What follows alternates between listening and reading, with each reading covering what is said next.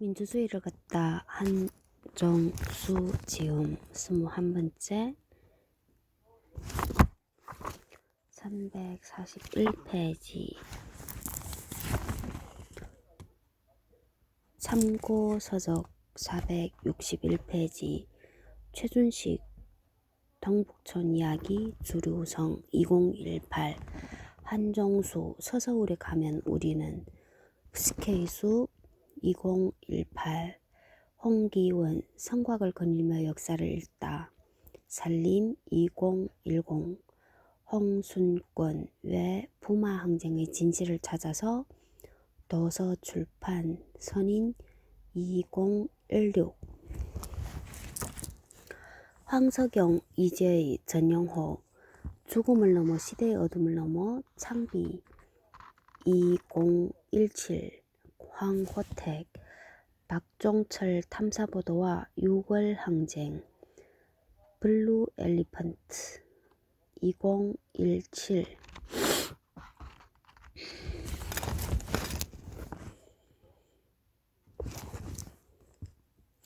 341페이지 5.18 그 후의 이야기 5.18 민주화운동 기록관에서 발간한 5.18 민주화운동 116부터 126쪽을 기본으로 하고 일부 개작하였음을 밝혀둔다. 진상규명운동과 책임자 처벌 5.18 민주화운동은 결국 전두환 일당에 의해 무자비하게 진압되었다. 그러나 항쟁은 그때부터 다시 시작되었다.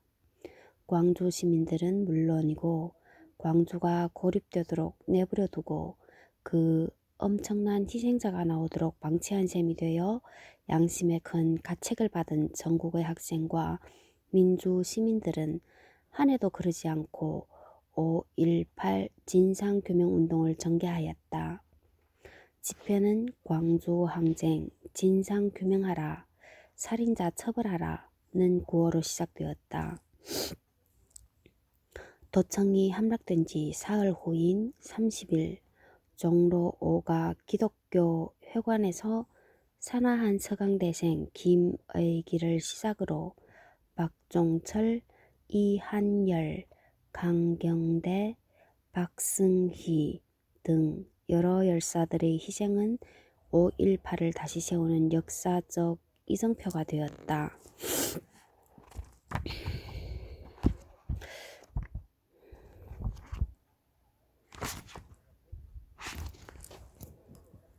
전두환 정권조차도 폭도로 몰아 사형 선고를 내린 정동련 등 광주 시민들을 한 명도 죽이지 못했을 뿐 아니라 몇 년 지나지 않아 모두 석방해야만 했다. 이후 유족, 구속자, 부상자들이 5.18의 진상규명, 책임자 처벌 등을 끊임없이 주장하였다. 5월 광주의 연장선상에서 촉발된 1987년 6월 항쟁은 한국 민주주의 발전의 결정적 전환점이 되었다. 한국 민주주의 발전의 결정적 전환점이라고?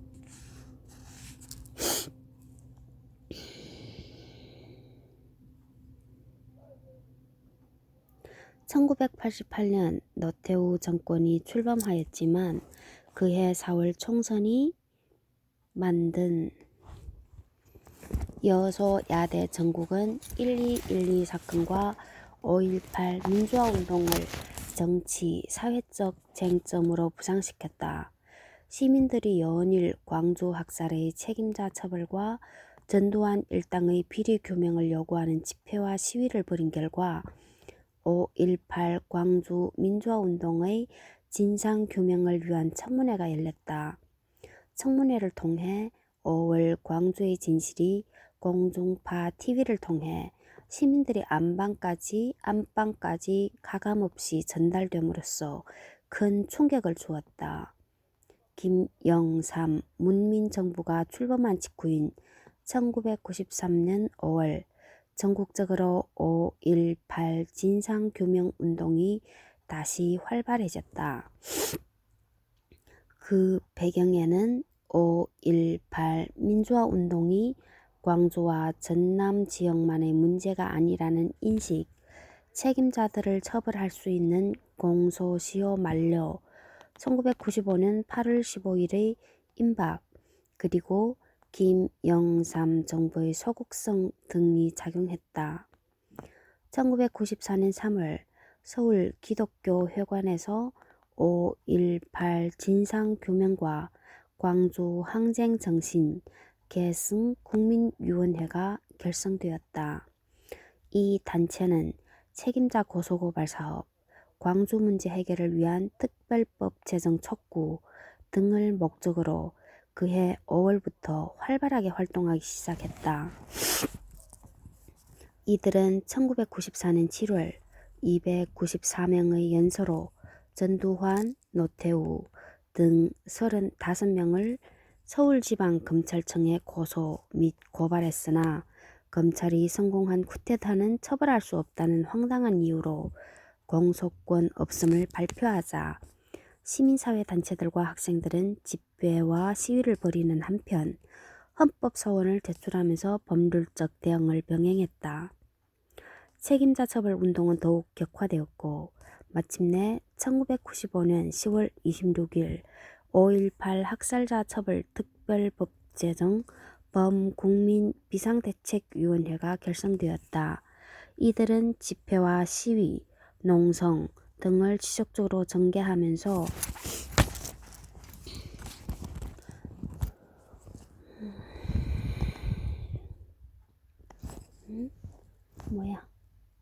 전두환 일당의 부정부패 청산도 같이 주장했다.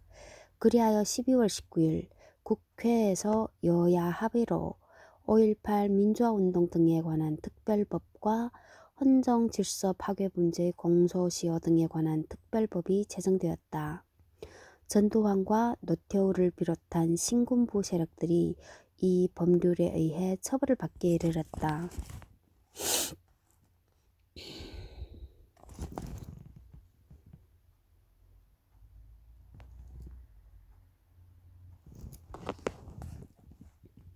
(343페이지) 피해배상과 기념사업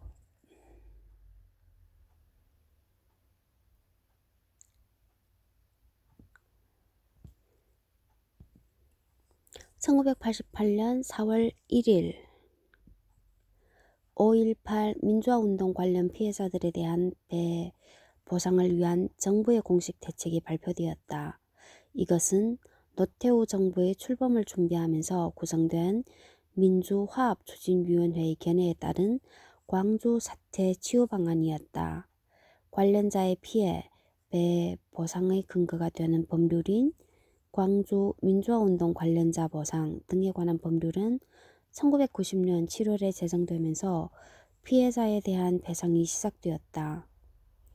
관련자의 피해, 배 보상의 근거, 이건 뭐지? 배 보상이 뭐야? 배상 보상인가? 그렇다. 현재 5.18 민주화운동 관련 피해자에 대한 6차 배상이 마무리되었으며 7차 배상을 위한 신청을 받고 있다. 6차까지 인적 피해는 당시 사망자 155명, 부상 악화로 인한 사망 110명, 행방불명 81명, 행방불명, 상위자 3,378명, 기타 910명 등 총 4,634명이었다. 그러나 이것은 직접 육체에 상흔을 입은 사람들에 국한된 것이고 간접적 피해와 파생적 피해는 추정조차 불가능하다. 만시지탄이긴 하지만 최근에는 헌법재판소에서 정신적 피해에 대한 배상도 이루어져야 한다고 판결하여 정신적 피해 배상에 대한 물꼬가 트였다. 또한 5.18 민주화운동의 희생자를 추모하고 생사를 넘나들던 고통을 기억하며 의의를 내면화하는 장소와 공간이 조성되었다. 희생자들은 대부분 망월 묘역에 안장되었고 1997년에 망월묘역 옆에 국립 5.18 민주묘지가 새로 조성되었다. 아울러 1999년 4월에 5.18 민주화운동에서 연행되어 구금 및 재판을 받았던 계엄군의 지휘본부가 자리 잡았던 옛 상무대에 5.18 기념공간이 조성되어 1980년에 광주 시민들이 보여준 민주화 열기와 정신의 계승 공간이자 전두환 일당의 만행을 증언하는 공간으로 활용되고 있다. 그리고 마지막 항전지였던 옛 전남도청과 그 일대의 공간은 1993년 국가적 약속에 의해 후속 기념 사업이 계속 진행되고 있다.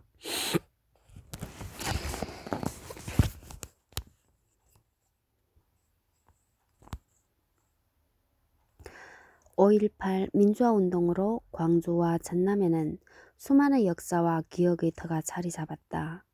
5.18 민주화운동이 전개되었던 광주 27개, 전남 73개의 장소에 사적지 안내 표지석과 안내판 등이 설치되었다. 344페이지 5.18 자료의 세계기록유산 등재 5.18 민주화운동은 아시아 지역뿐만 아니라 다른 제3세계 국가에서도 독재와 권위주의 체제에 대한 항거로 주목을 받았다. 5.18 민주화운동은 희생과 죽음으로 점철된 과거사의 상흔을 치유하기 위한 방법과 성찰의 대상으로서 세계적으로 과거 청산 운동의 모델이 되고 있다.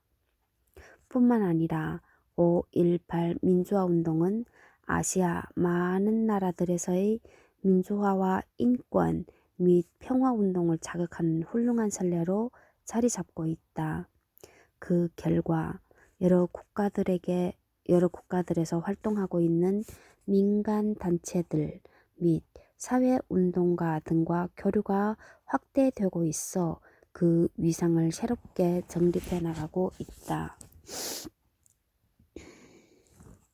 인도 역사에서 패배한 역사는 승자들에 의해 대부분 없어지기 마련인데 광주는 전두환 일당의 혹독한 탄압에도 불구하고 자료를 보존한 점에서도 특별한 의의를 가진다. 유엔의 대표 기구인 유네스코가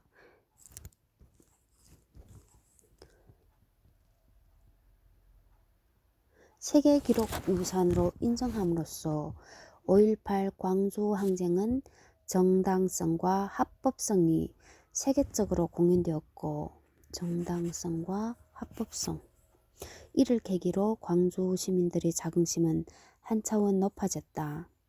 특히 광주광역시는 민주화 인권을 도시 정체성으로 삼고 인권도시로 발전을 모색하는 등 광주의 역사적 가치를 세계적인 브랜드로 만들기 위해 노력하고 있다.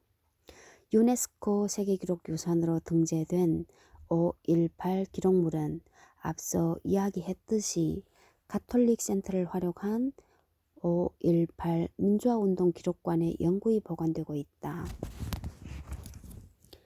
345페이지 5.18 민주화운동의 의의 1980년 5월 힘차게 타오르던 5.18 민주화운동의 불꽃은 27일 새벽 계엄군의 총정작전과 함께 사그라들었다. 그러나 그 뜨거운 불씨마저 짓밟혀버린 것은 아니었다. 그 불씨는 혹독한 시설에도 꺼지지 않고 더욱 빛을 발하면서 그날 이후 살아남은 모든 사람들의 가슴에 결코 꺼지지 않는 불길로 남았다.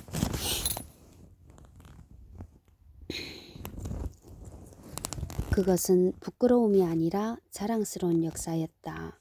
광주 시민들의 긍지는 단순한 향토에나 반항심, 김대중에 대한 지지에서 비롯된 것만은 아니었다.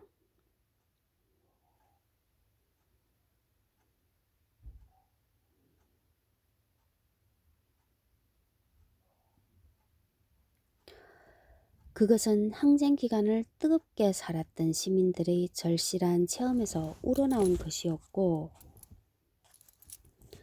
권력의 탄압이나 왜곡된 선전에도 지워지지 않는 흔적을 남겼다. 광주 시민들이 체험한 광주의 진실은 다음과 같은 것들이었다. 우선 거의 모든 시민들이 자발적으로 공수부대의 야만적인 폭력에 굴하지 않고 하나가 되어 싸웠다는 사실이다. 당시의 상황에서 항쟁에 참여는 자신의 생명까지 포함한 모든 것을 버릴 각오가 아니면 불가능한 일이었다. 그럼에도 불구하고 광주 시민들은 소수의 영웅적인 항쟁이 아닌 시민 전체의 이름으로 하나가 되어 저항했다. 전두환 일당에 의해 불순분자와 폭도들의 폭동으로 매도되면서도 광주 시민들은 비인간적인 폭력에 저항하는 것이 정의라는 신념을 갖고 그 길을 함께 걸어 결국은 역사에서 승리를 거두었다. 다음으로는 항쟁의 전 기간 동안 광주시는 하나의 공동체를 형성하며 위기를 가장 인간다운 협동정신으로 대처했다는 사실이다. 광주시가 계엄군에 포위된 채 완전히 고립된 상황에서 대중매체와 군 정보요원의 교란작전이 난무하는 상황에서, 그리고 이런 상황이 얼마나 지속될지 전혀 알 수 없는 상황에서 광주 시민들은 각자가 갖고 있는 것을 서로 나누며 서로 의지하고 격려하며 버텨냈다. 배고픈 사람에게는 음식을 나누어 주었고 부상자에게는 피를 나누어 주었으며 일손이 필요할 때는 너나 없이 달려들어 그 일을 해주었다. 희생자들의 가족과는 슬픔을 나누었다. 지도부가 수습의 방법을 두고 고심할 때 일반 시민들은 하나가 되어 어려움을 이겨나갔던 것이다. 세 번째로, 광주시에서 계엄군이 퇴각하고 시민군이 시내를 장악한 후 다시 계엄군이 진주할 때까지 6일 동안 광주의 시민들은 그야말로 완벽에 가까운 도덕성을 보여주었다는 사실이다. 그 기간 동안 광주시는 공식적인